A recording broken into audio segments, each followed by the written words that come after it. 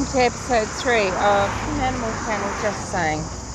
I feel very sick, so forgive me if I aren't sounding too great. Macy and Mallory Morphew are being accused of being co-conspirators with their father, Barry Morphew, in the case of their missing mother, Suzanne Morphew. Now, if these people that are making these accusations would like to tick things off the list, maybe that's what they should be doing before they make such nasty announcements. So they could be retracing the steps of the trip. What day did they go on? What mileage would the girls have done? Where did they fuel up? Did they pay park fees at any national park? Have you spoken to any witnesses? Because what you need to nail down is, did they take Suzanne Morphew with them? Not just did they get out of town, because if you think the Morphew family killed Suzanne, then she's not around their property or anywhere that they own. Unless they've been framed by another aggressive assaulter. Anywho, that's not what we're talking about here in Just Saying episode 3. We're talking about Mallory and Macy.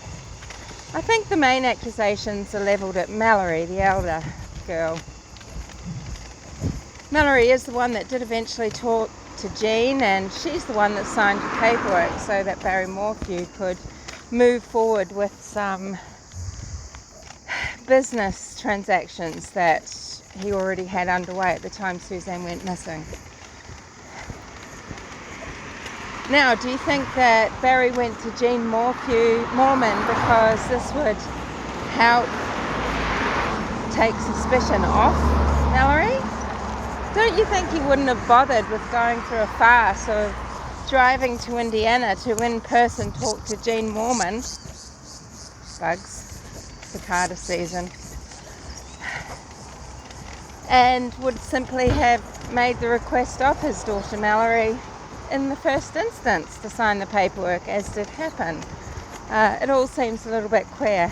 So what are you actually trying to say?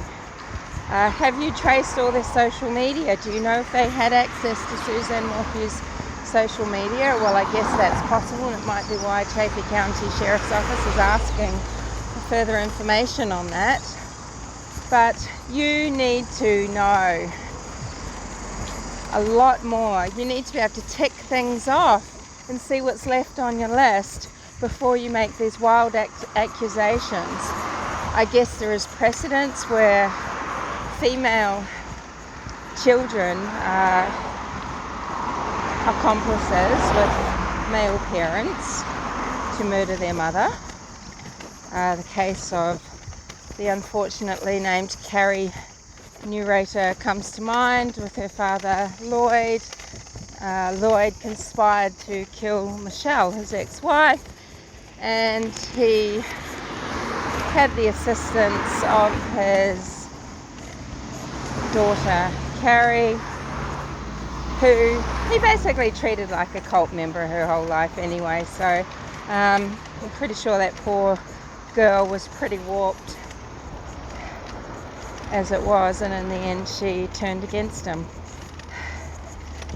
You know, you deranged, desperate housewives who maybe have been rejected and hurt in some way in the past, you need to get your act together, because what you're doing is not right, it's not righteous.